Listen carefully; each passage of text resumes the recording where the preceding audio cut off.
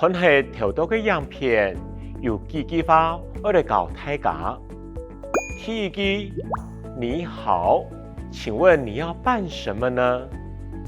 你好，好，就是國語您好的意思。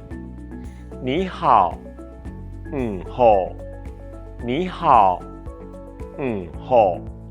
接下來，請問，請問，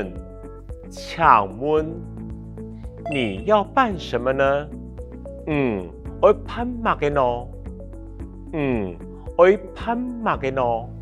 好，那整句話接起來是什麼呢？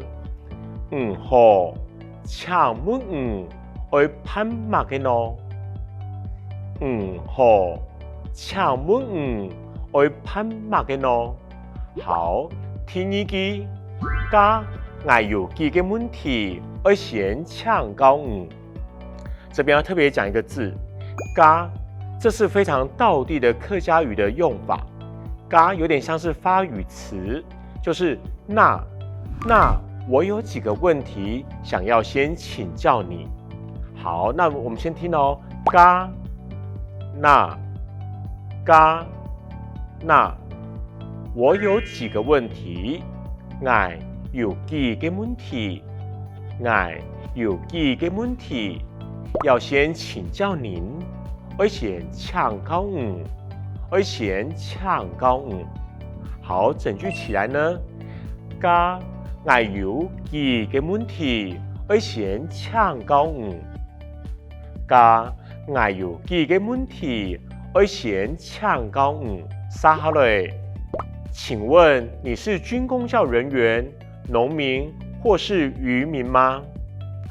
請問你係軍公教人員、農民也係漁民嗎？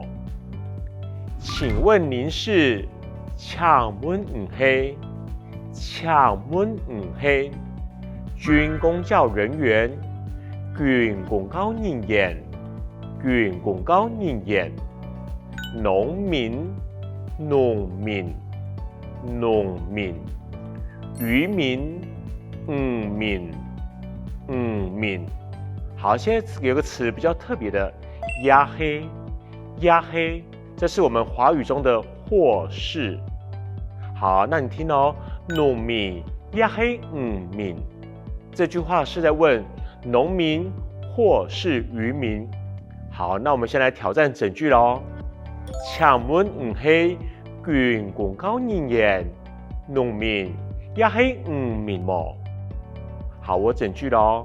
請問你係軍公教人員、農民也係漁民嗎？好，那我們現在有一句是挑戰題，這是特別難的一句話。